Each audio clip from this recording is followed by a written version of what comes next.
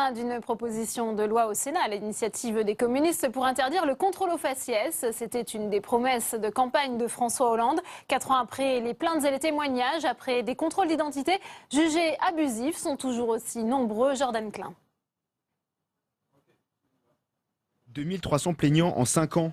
C'est le nombre de personnes qui se sont manifestées auprès du collectif Stop le contrôle aux faciès. L'année dernière, 13 ont porté plainte et gagné contre l'État. Le contrôle aux faciès est régulièrement pointé du doigt, mais ces dénonciations restent sans effet. Récemment, Issa a porté plainte contre la France. Son objectif, mettre fin à des pratiques abusives. J'en ai subi plein, des contrôles violents, physiquement. Ça veut dire qu'au cours du contrôle, il y a des coups qui partent, quoi. Il y a des coups qui partent. Si on n'obtempère pas assez vite dans la palpation, dans la fouille, voilà, si on n'écarte pas assez les jambes, les bras, il y a des coups qui partent assez vite. C'est quelque chose de très banal et encore plus banal plus on est jeune. Mais ce qui est le plus marquant, c'est quand même la violence verbale. La violence verbale qui accompagne ces contrôles, c'est des insultes, souvent racistes, raciales, souvent des insultes, quoi. Et c'est même quelque chose par rapport auquel on se résigne. Aujourd'hui au Sénat, les communistes font examiner en séance une proposition de loi qui a déjà reçu un avis défavorable en commission. Il s'appuie entre autres sur une étude réalisée en 2009 par le très sérieux CNRS qui quantifie les abus mais ne fait pas mention de violence. Les individus perçus comme noirs subissaient des contrôles de police à une fréquence 6 fois plus élevée que ceux perçus comme blancs. Avec ce texte, les sénateurs communistes souhaitent modifier le code de procédure pénale pour mieux encadrer les contrôles d'identité, mais surtout établir un récépissé spécifiant les motifs de la vérification. Notre proposition de loi, elle est pour d'abord rendre plus objectifs ces contrôles et éviter que la même personne soit contrôlée plusieurs fois. Donc nous proposons un récépissé et c'est destiné justement à permettre et aux forces de police et à la personne contrôlée d'avoir une garantie. Les syndicats de police nient en bloc ces accusations d'intimidation, de discrimination, mais surtout de violence lors des contrôles. Pour eux, instaurer un récépissé est inutile dans un pays où la police est l'une des plus contrôlées d'Europe. Faire délivrer un récépissé, ça sous-entend que le travail des policiers est mal fait. Donc nous, pour ça, c'est déjà inadmissible. En plus, en termes pratico-pratiques, vous imaginez être obligé de fournir un récépissé à chaque contrôle d'identité, ça suppose en fait que les policiers axent des contrôles de manière discriminatoire. Et ça, pour nous, c'est absolument insupportable. L'instauration du récépissé faisait partie des promesses du candidat François Hollande, mais pour l'instant perdu dans les couloirs de l'Élysée. Maître Ben Achour, avocat spécialiste des discriminations, est l'invité de Sénat 360. Il répond aux questions d'Oriane Mancini. Le face-à-face, c'est tout de suite.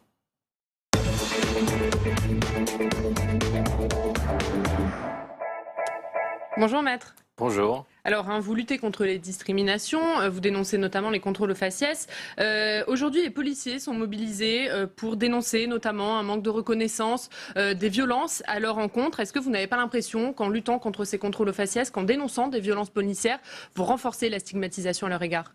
Non, pas du tout, pas du tout. Je pense qu'il y a vraiment des intérêts communs entre les citoyens et les policiers.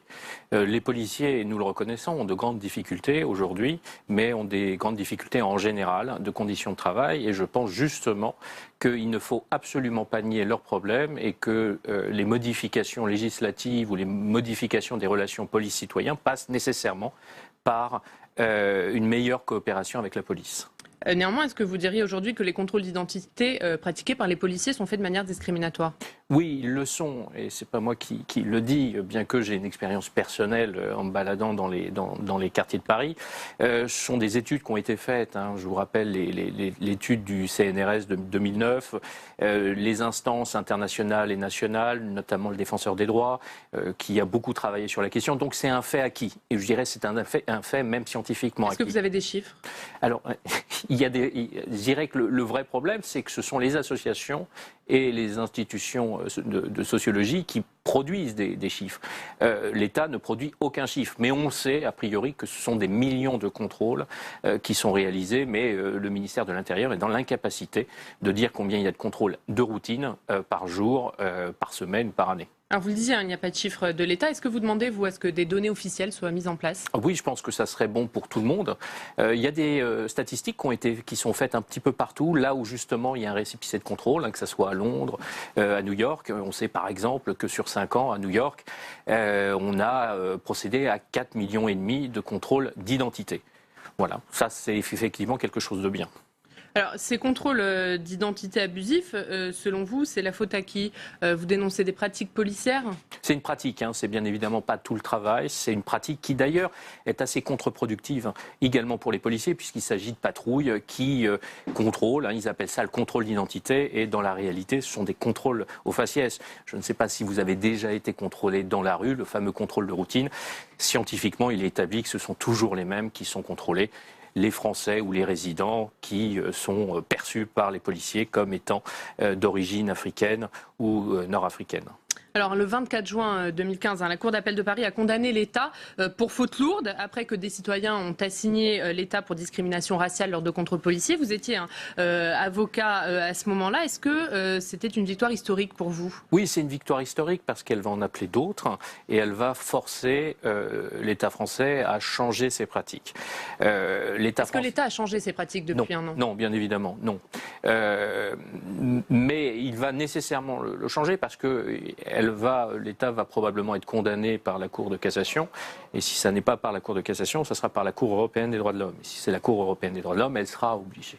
Elle sera obligée, comme d'ailleurs la police, le fameux NYPD et la ville de New York ont dû changer leurs pratiques, puisque, vous le savez probablement, en 2013, la police de New York a été condamné à peu près dans les mêmes conditions que l'État français pour contrôle discriminatoire. Alors, changer les pratiques, ça passe par quoi? La mise en place d'un récépissé? Ça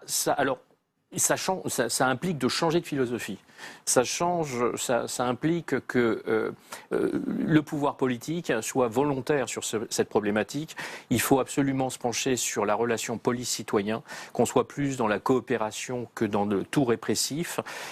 Ça implique la mise en place du récépissé de contrôle, parce qu'avec le récépissé de contrôle, on est en état de pouvoir calculer le nombre de contrôles, mais également le nombre de contrôles qui ont donné lieu à une élucidation d'une infraction pénale. À l'époque, en juin 2015, vous disiez que ce récépissé allait devenir incontournable. Or, aujourd'hui, il n'est toujours pas mis en place. Pourquoi, selon vous? Écoutez, je vous donne un scoop. Le défenseur des droits, aujourd'hui, a rendu public son mémoire devant la Cour de cassation. Alors, lui, il ne parle pas de récépissé de contrôle, il parle de traçabilité, puisque le contrôle d'identité est le seul acte de la procédure pénale qui ne fait pas l'objet de preuves. Ce qui fait que le policier, quand il vous contrôle, est très souvent considéré comme un colosse par ceux qui en sont victimes, surtout qu'il n'y a pas de suite, il n'y a pas de garde à vue, il n'y a pas d'infraction. Simplement, c'est un colosse au pied d'argile quand on fait du droit, parce qu'il n'y a pas de traçabilité. Et la traçabilité, elle est aussi nécessaire pour les citoyens que pour la police. Mais lutter contre le délit de faciès, notamment dans les contrôles d'identité, c'était une promesse de campagne de François Hollande. Jean-Marc Ayrault avait ouvert la porte, Manuel Valls l'a refermée. Comment vous expliquez, vous, ce blocage politique? Je ne l'explique pas. C'est pas. Alors, en tant qu'avocat, est-ce qu'il y a un déni de réalité de la part des politiques sur ce sujet? Il y a un déni, puis je pense que vous parlez de la culture policière, mais il y a aussi la culture politique. Je vais paraphraser Albert Memmi qui parlait de la gauche, et je pense que ça n'est pas sans lien avec notre sujet. C'est Albert Memmi qui, au moment de la guerre d'Algérie, parlait de la colonisation. Et il disait il y a une grande différence entre le colonisateur de droite et le colonisateur de gauche. Le colonisateur de droite, il n'a pas de problème, le système lui va, il veut plus de privilèges. Le colonisateur de gauche, lui, il fait des compromis et il a le choix non pas entre le bien et le mal, mais entre le mal et le malaise. On est passé du malaise. On est mal avec cette histoire, ces Français qui sont d'ici et d'ailleurs, pense-t-on. On a du mal avec cette histoire et aujourd'hui on passe dans le mal, parce que je souhaite vraiment attirer votre attention sur un point, c'est que depuis 5 ans, et c'est encore devant la Cour de cassation, l'État français, il faut que ça se sache, a une position, une défense officielle absolument incroyable, puisqu'elle dit que les contrôles d'identité ne sont pas tenus par le principe d'égalité et de non-discrimination. Ce qui est une horreur sur le plan juridique, mais aussi une horreur historique. Vous savez contre quoi ces règles ont été édictées par un législateur international, européen ou national. C'est contre les risques d'amalgame, de racisme institutionnalisé. Et puis tout récemment, devant la Cour de cassation, l'État dit que on peut contrôler un noir ou un arabe parce que il est probablement en situation irrégulière. Ce qui est absolument terrible pour les Français qui ont une apparence antillaise, africaine ou nord-africaine, ou je dirais quelle que soit l'origine. Au Sénat a lieu en ce moment même un débat sur ces contrôles d'identité abusifs. Et à cette occasion, un sénateur, Jean-Louis Masson, a déposé un amendement sur ces contrôles d'identité. Un amendement qui dit, entre autres, il est normal que la police cible en priorité les milieux où statistiquement il y a le plus de chances d'aboutir. Dans la mesure où la totalité des attentats terroristes récents sont le fait de musulmans extrémistes, il est normal que dans un but de dissuasion des attentats, on contrôle plutôt les personnes de cette religion que les personnes d'autres religion. Est-ce que lui répondez-vous d'abord à Jean-Louis Masson, et est-ce que quand vous lisez ça, vous vous dites que le chemin et votre combat est encore long? Oui, il va être long. Bon, écoutez, s'il il ne disait pas ça dans l'hémicycle, on pourrait le poursuivre pour incitation à la haine raciale ou à la discrimination. Il faut prendre au sérieux ces propos, parce que de façon probablement plus urbaine, M. Vidalis a prononcé les mêmes mots. Et à des situations de fait, de discrimination ou de haine ou d'incitation à la haine, aujourd'hui, on a des positions, et je faisais état de la position de l'État, qui sont, en des termes encore une fois plus urbains, qui sont conformes à la pensée, à l'esprit de M. Masson. C'est-à-dire qu'on est dans une situation extrêmement grave. L'histoire du contrôle aux faciès, le contentieux dans lequel je suis, est une très bonne entrée dans les problèmes de société de la société française. Et j'avoue que l'État nous réponde, que M. Masson dise, ainsi que M. Vidalis, qu'on peut discriminer, et que les principes d'égalité et de discrimination ne s'appliquent pas, c'est pas la carte d'identité française, c'est pas la Constitution, c'est pas l'article 1er de la Constitution, c'est pas l'article 1er de la Déclaration des droits de l'homme et du citoyen. En gros, on est en train de perdre nos repères, et c'est ce que nous disent d'ailleurs les instances nationales, internationales et européennes sur ce point. Merci, maître. Merci à vous.